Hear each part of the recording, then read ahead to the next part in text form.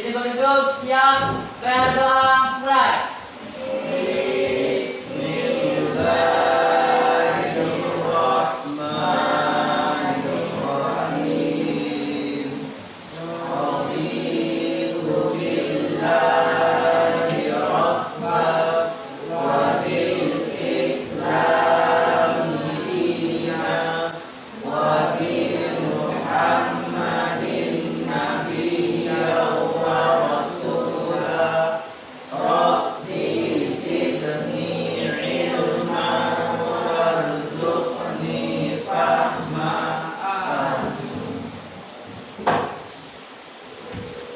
Kita cek kehadiran kamu dulu.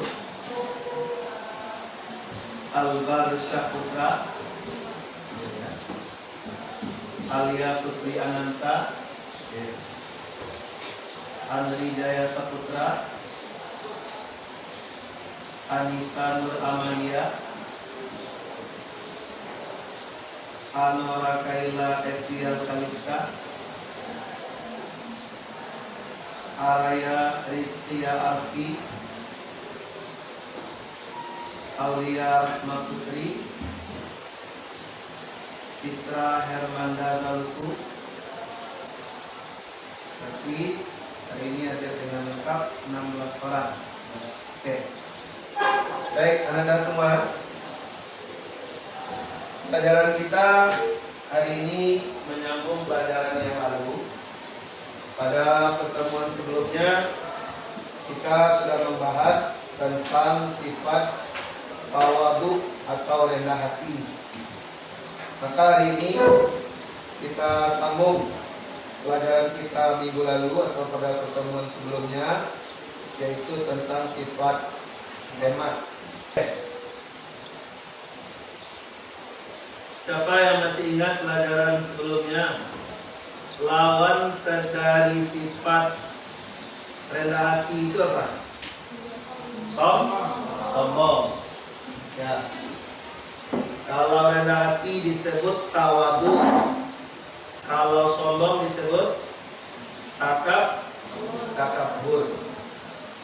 Secara lengkap pada KD ini judul pelajaran kita adalah hidup mulia dengan sifat tawadhu, hikmat dan sederhana.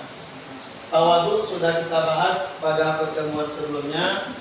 Sekarang kita masuk kepada sifat hemat. Hemat ini sudah menjadi sifat yang harus kita miliki, ya. Apa kompetensi dasar yang harus kamu raih dalam pembelajaran ini? Yaitu memahami isi kandungan Quran surah Al-Isra ayat 27 dan hadis tentang sifat hemat.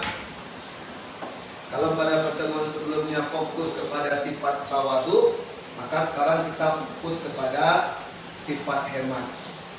Sifat tawadhu kemarin ayatnya surah Al-Furqan ayat 63. Maka sifat hemat dalilnya yaitu surah Al-Isra ayat 27. Jadi ini kompetensi dasar, kemampuan minimal yang harus kamu miliki setelah pembelajaran ini. Anda harus memahami isi kandungan surah Al-Isra ayat 27 dan hadis tentang sifat hemat. Kita lanjut. Apa tujuan yang hendak dicapai dari pembelajaran ini? Yang pertama, memahami pengertian sifat hemat dengan baik dan benar melalui pengamatan gambar atau poster. Coba langsung kita lihat. Coba siapa yang bisa memberi komentar tentang gambar ini? Ini gambar apa ini? Yang terkait dengan hemat yang mana ini? Hemat air, gambar kran itu ya. Hemat air, terus hemat listrik, terus hemat listrik sama dengan hemat energi. Kalau kamu pulang sekolah lupa mencabut cok itu, mencabut saklar itu, sehingga kipas angin tetap hidup. Itu hemat namanya atau boros? Boros. Nah, kalau malam di rumah ketika asik nonton TV, tahu-tahunya tertidur, lupa mematikan TV, sehingga TV-nya hidup sampai subuh. Hemat atau boros? Boros. Dalam bidang apa itu? Energi. Bagus. Devan, mana Devan? Nah. Kalau orang tidak hemat air, bagaimana contohnya? Dikaitkan dengan gambar itu. Coba. Bagaimana contoh tidak hemat air? Kalau sudah cuci piring mematikan air. Sudah cuci piring, lupa mematikan air, kerannya tidak ditutup sehingga airnya terus mengalir. Itu namanya boros di bidang air. Oke, kita lanjut. Ada gambar berikutnya. Ini slogan juga. Gunakan air seperlunya. Najwa mana Najwa? Oke, Najwa. Bagaimana contoh sifat hemat dalam memanfaatkan air? Mematikan keran sebelum, misalnya kamu ke masjid nih, kamu pergi ke tempat berwudu, nampak kan 3 buah terbuka aja, mau ditutup atau tidak? Kalau kita menutupnya berarti kita berperilaku sifat hemat air. Apalagi kalau di musim kemarau air susah, air dibeli umpamanya 1 jerigen 5.000, masukkan ke bak mandi untuk mandi. Tahu-tahunya dia main kapal-kapalan di bak mandi sama adik, sehingga air yang bersih jadi kotor. Ini hemat air namanya tuh. Itu namanya tidak air. Oke, nah, kalau hemat, apa bisa kita raih kalau kita hemat? Nah ini dia. Coba, Jovano mana? Jovano, ini gambar apa ini? Apa hubungannya dengan sifat hemat ini? Lihat tuh, ada seorang perempuan berkacamata, berjilbab. Dia apa ini? Uangnya dalam botol aqua. Apa maksudnya tuh? Supaya sampah plastik gimana? Dimanfaatkan. Jadi kamu fokus ke plastik botol aquanya, nggak fokus ke uang yang ada di dalamnya. Oh enggak. Boleh ya. Ada yang punya tanggapan berbeda mengenai makna gambar ini? Uang yang dihematkan itu bisa dijadikan harapan. Ya, oke. Apalagi? Ada yang punya perspektif yang berbeda? Cara pandang yang berbeda? Kalau ini gimana? Dia hemat listrik. Uang untuk bayar listrik yang semestinya 200.000 bisa ditekan menjadi 180.000. Sehingga yang 20.000 per bulan itu dia masukkan ke dalam tabungan atau celengan yang dia buat dari plastik aqua atau dari botol aqua bekas. Sekian lama dia menabung, akhirnya penuh botol aquanya. Kalau dihitung banyak juga ini. 20 kali 5 aja udah 100.000 kan? Ini berapa ini? 1 botol ini berapa banyak ini? Nah, ini contoh kalau orang bersifat hemat, maka pengeluaran pun menjadi irit, uang bisa digunakan untuk keperluan yang lain. Kalau itu sifat hemat itu merugikan atau menguntungkan? Lalu apa itu hemat? Hati-hati dalam menggunakan harta, khususnya dalam mengeluarkan uang. Maksudnya, dalam memakai atau mengeluarkan uang harus penuh perhitungan. Siapa yang tahu kebutuhan itu kan ada 3 kan? Ada kebutuhan primer, ada kebutuhan sekunder, ada kebutuhan apa istilahnya? Tersier. Kalau dulu Bapak pernah belajar kebutuhan los kan? Kalau kebutuhan primer itu kebutuhan pokok. Kalau kebutuhan sekunder penunjang atau peleka. Kalau kebutuhan looks itu apa nih ya? Bermewah-mewah, ya kan? Bermewah-mewah. Jadi kalau orang yang hemat, yang mana dia dahulukan? Yang sekunder, yang looks, atau yang primer? Yang primer. Apa contoh kebutuhan primer? Makan, minum. Kalau sudah menjadi kepala rumah tangga atau memikirkan kebutuhan rumah tangga, kebutuhan pokok itu bertambah lagi. Ada uang listrik, apa lagi?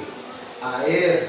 Kalau rumahnya masih ngontrak, sewa rumah, itu kan perlu diperhitungkan itu. Kalau semua penghuni rumah itu boros, aduh, pusing nanti.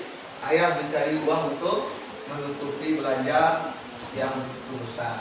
Jadi hemat itu artinya hati-hati dalam mengeluarkan harta, khususnya dalam membelanjakan uang untuk keperluan sehari-hari.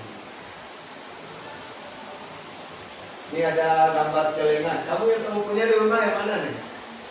Yang bulat ada senyumnya atau yang botol biasa? Yang atas. Sekali berapa kamu buka? Karena anak-anak disuruh pun untuk hemat dengan cara menabung, lewat es krim dia tidak tahan kan? Dibuka celengannya. Oke, jadi gambar yang ada di samping ini anjuran untuk kita bersifat hemat dalam artian menabung. Dengan menghemat pengeluaran uang, seseorang tidak akan besar pasak daripada tiang. Nah, ini ada peribahasa. Besar pasak daripada tiang. Apa maksudnya? Bagus. Besar pengeluaran daripada pemasukan. Kalau besar pengeluaran dan pemasukan, akhirnya gimana? Tekor kan? Chaos. Akhirnya bangkrut. Rugi. Tiap bulan utang melulu. Nah, hidup tidak akan nyaman kalau kita banyak utang. Nah, di bawah ini disebutkan juga lawan dari hemat adalah boros. Lawan dari hemat apa? Boros. Boros itu bahasa Arabnya mubazir. Mubazir.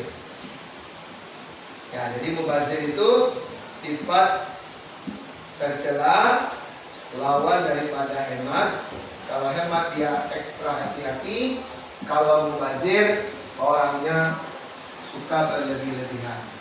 Misalnya malam kamu tidur, ada yang biasa mati lampu, ada yang terus lampu hidup. Mana yang hemat? Yang mati lampu apa yang hidup lampu?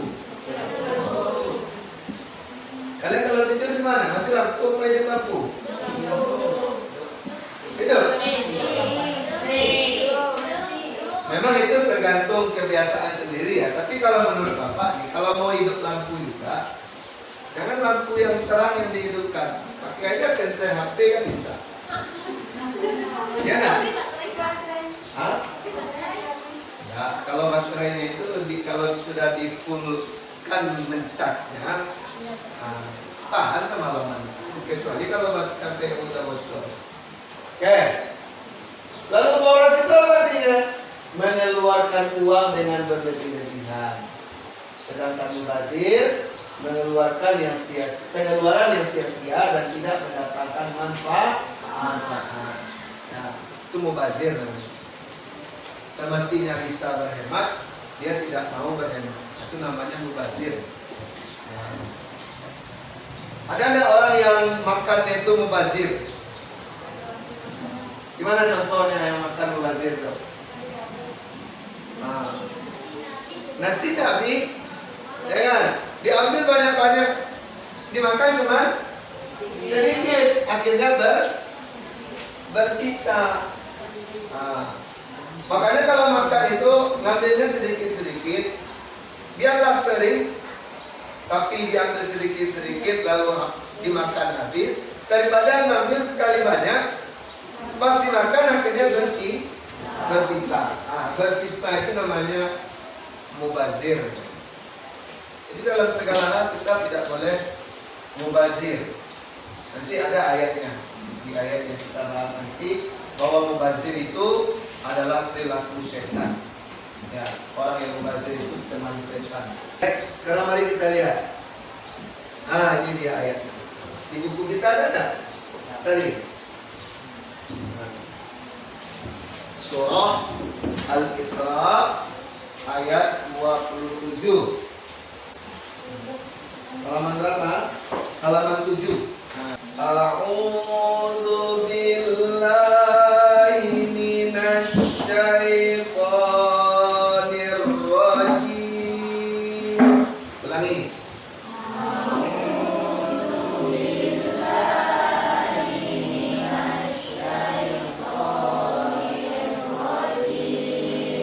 Jangan beda.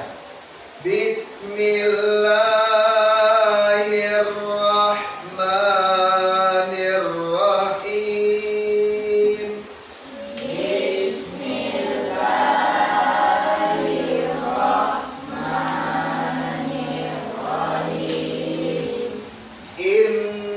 Innal mubadzirina kanu ikhwanasy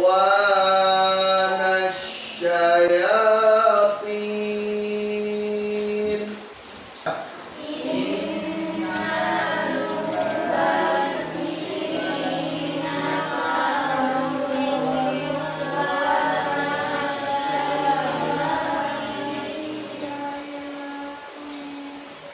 Wa kana asy-syaitanu li rabbihi kafura.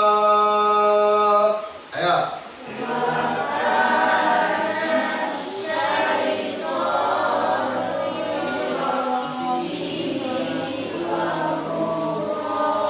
Oke. Bapak dengar kamu ragu dengan tanda ini saja. Ini bukan tanda dhamma.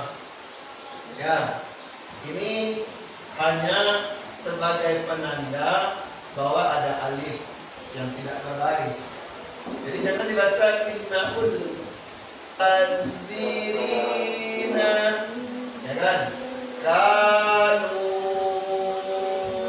Nah, ini alif ini tidak ada menjadi tanda mati. Tapi yang jadi tanda mati adalah waw mati. Baik, kita ulang sekali lagi. Innal mubadzirina kanu ikhwanasy syayatin. 1, 2, 3.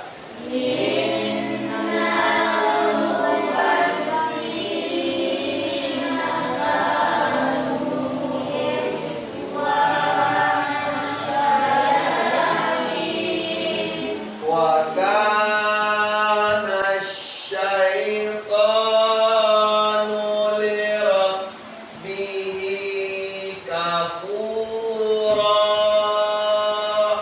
Ya.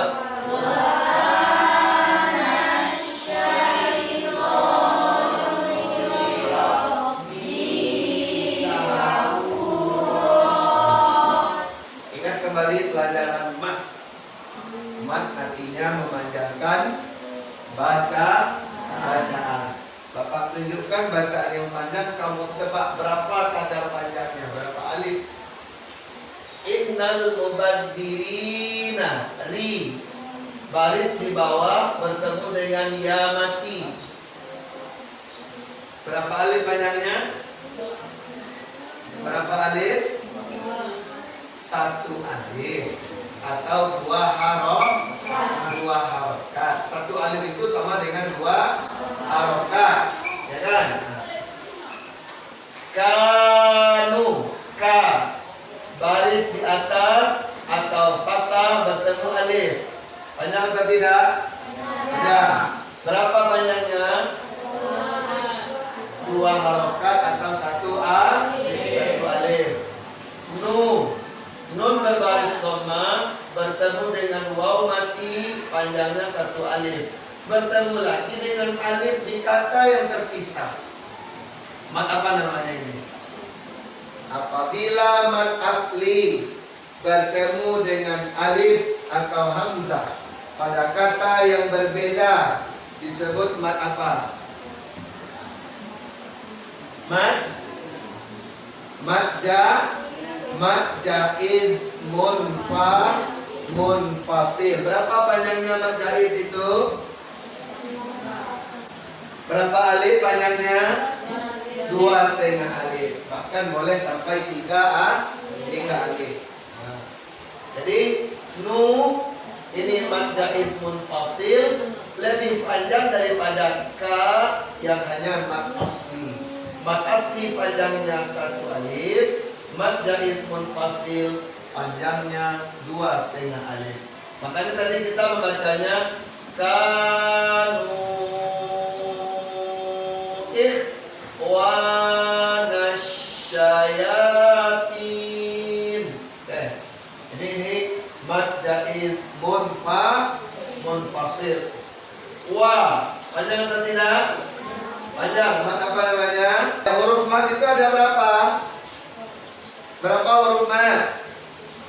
Berapa huruf mad? 3. Apa yang 3 itu? Alif, waw, ya. Ingat lagi pelajarannya.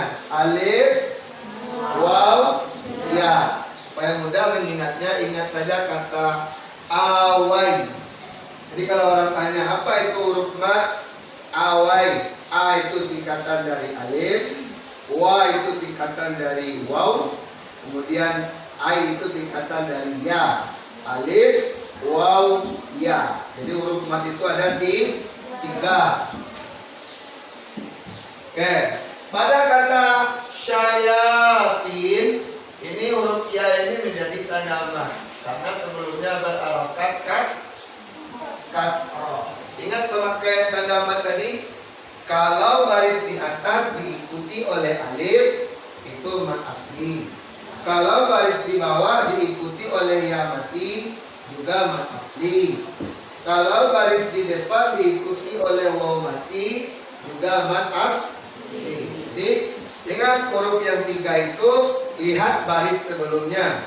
Kalau baris sebelumnya fathah, berarti itu alif diikuti oleh alif, itu namanya mad asli.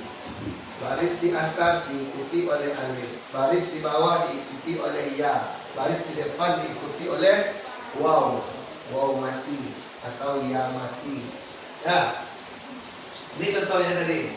Misalnya ti, to baris di bawah, ti, ada ya mati, tin.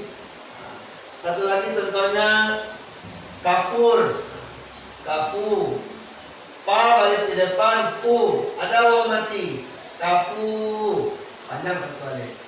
Oke, ini juga baris tega ini juga mad asli. 1, 2, 3 baris tega. Ya kan? Kalau baris itu kan seperti garis miring.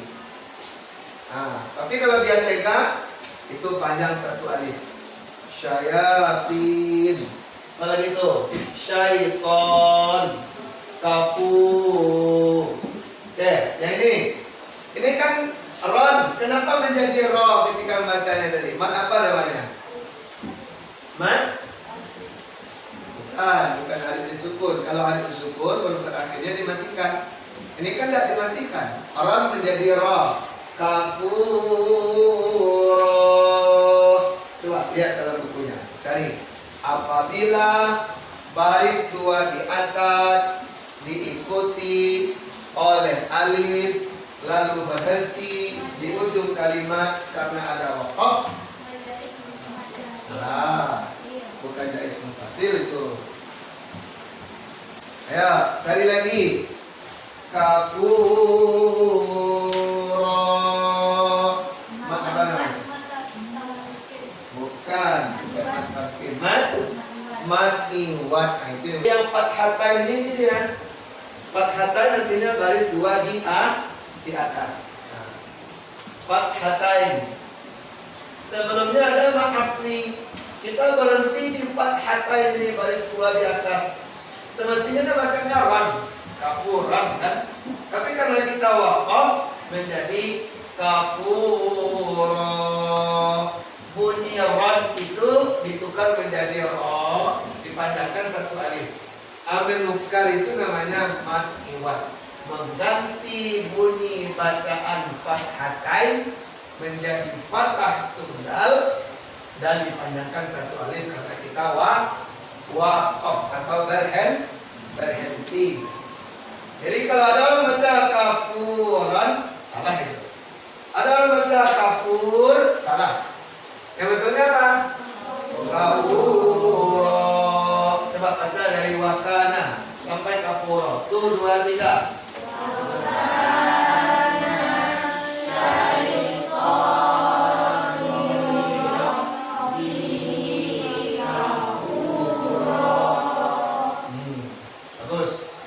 Jangan dibaca kafur, jangan pula dibaca kafuran, tetapi kafuro.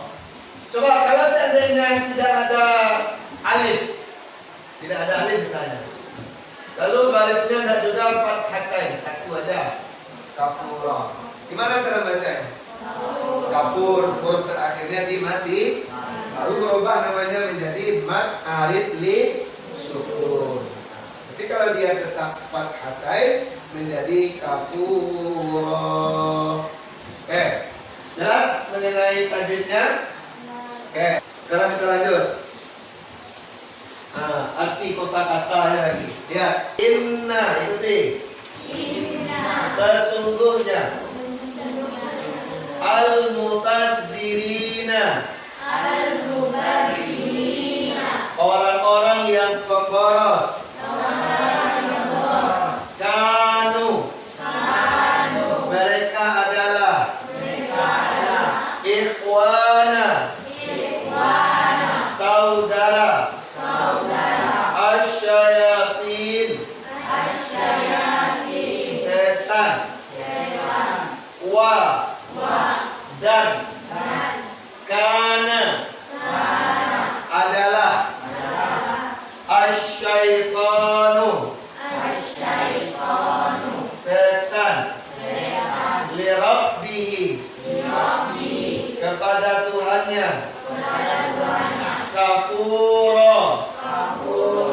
Ingkar. Apa baca Arabnya, mau baca Indonesianya? Ya. Inna. Al-mubadzirina. Kanu. Ikhwana. Asyayatin. Kana. Asyaitanu. Lirabbihi. Kafuro. Siapa bisa merangkai menjadi kalimat lengkap dalam terjemahan utuh? Siapa bisa? Ya, berani. Coba dirangkaikan kata demi kata itu artinya menjadi kalimat utuh. Nah, siapa namanya? Ya. Nah, coba susun menjadi terjemahan lengkap. Susun arti kosakata itu menjadi terjemahan lengkap. Sesungguhnya orang yang boros mereka adalah saudara setan dan setan ingkar kepada Tuhannya. Bagus.